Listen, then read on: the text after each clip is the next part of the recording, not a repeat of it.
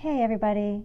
For the past little while, I've been thinking an awful lot about shame and stigma and stereotypes for people that are engaged in recovery processes, like especially eating disorders and addiction.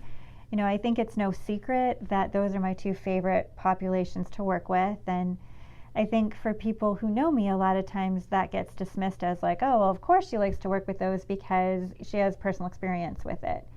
And I mean, yeah, it's true. I have personal experience with those things, but more importantly, in a 25 plus year career, I've worked with a lot of different people in a lot of different populations. And yes, my specialty areas are eating disorders and addiction. However, to be really honest, one of the things that draws me into it is I have never met people who are so loving and sensitive and compassionate with such a brilliant inner light as I have when working with people who are trying to recover from eating disorders or addiction.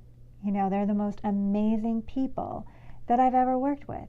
They have this incredible resilience, this unbelievable light that just kind of shines out from within them, especially when they have the opportunity to really get involved in a recovery process and find out what that really means and what it's all about. But so often I find that they feel like they can't really say much about it. And that makes me really sad. And I get why that is, because the stereotypes and the stigma is so strong and the shame is so strong. All you have to do is just go on a local news website and you will undoubtedly find an article about somebody who has passed away as a result of an addiction. And if you read the comments, you will find some really, really hateful, mean, and I'm going to say outright ignorant comments where people seem to believe that eating disorders are a choice and addiction is a choice. Well, guess what? Neither one of them is a choice. Nobody wakes up in the morning and goes, how can I really screw myself over? Oh, you know what? I think I'm going to go be addicted to heroin today. Or I'm just going to go be anorexic today. And I'm going to really take my family down with me. There is not a human being on the planet that does that. And even if people are innocently experimenting with one thing or the other and they end up in a full-blown disease, that is not their fault. And one of the things that really gets under my skin is, it's funny, I've been making like little short videos here and there trying to throw out some light and encouragement for people. I'm always just so blown away by the resilience of the things that you guys have all been through and how you still have this incredible love and compassion and beauty in you, and you get up every day and you start again. There's so much beauty in that, and I'd like to help as much as I possibly can to give you information that I have and encouragement that I have. And it's always striking to me that there are hardly any comments. Sometimes there are very few likes, but there's like days when I am inundated with private messages from people who feel thankful and hopeful and who just wanted to let me know that I've touched their lives. And I am grateful for that and really happy for that. And I'm really delighted if there's a way that I can help make your path a little bit easier, give you some information that you can use. That brings me indescribable joy. But I think about too, like the fact that, oh my gosh, it just kind of sucks to not be able to be out there and be free with who you are in the times and days that you want to.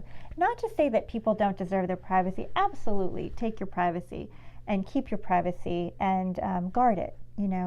That information is yours to share in forms that feel safe. And I'm not trying to say that I want people to be more out there, especially about these videos or anything like that.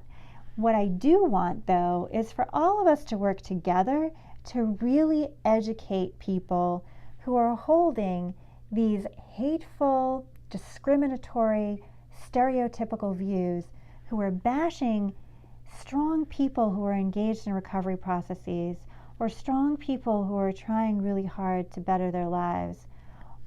And you know what? Even the people who are right in the middle of their disease that don't even know that they want a recovery process yet.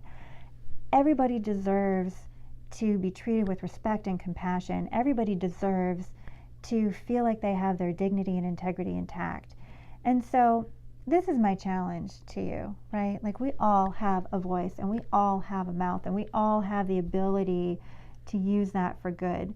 So if you're reading an article on a news website and you see some hateful comment, or you're on Facebook and you see some hateful, ignorant comment that's blaming someone who's suffering from the disease of addiction or eating disorders, take a minute and just educate them. Just speak from your heart. They don't have to end up agreeing with you, but more of us that do that, the less we're going to start seeing of those kinds of comments out there in the world. Nobody should have to feel ashamed of the things that they've done to survive. Nobody should have to feel ashamed of a disease that they are suffering from. Nobody should have to feel anything but proud of their recovery. And so, my hat goes off to people who are really out there and open about their recovery processes. Like, Glennon Doyle has been out there for a while with her recovery. Gabby Bernstein has been out there for a while with her recovery. And I love them, for guiding the way. In our smaller community of eating disorders, Carolyn Costin has been out there about her recovery. Certainly I've been out there about mine.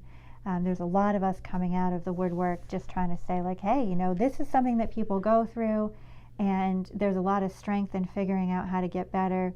It's a disease, it's a disorder, it's nobody's fault. And I don't know. I guess I'm sort of repeating myself at this point, but I just feel really strongly about wanting us all to work together to end the stereotypes, end the shame, and end the stigma. And just really come at everyone in the world with love and compassion, because that's what we all deserve. Thanks for listening.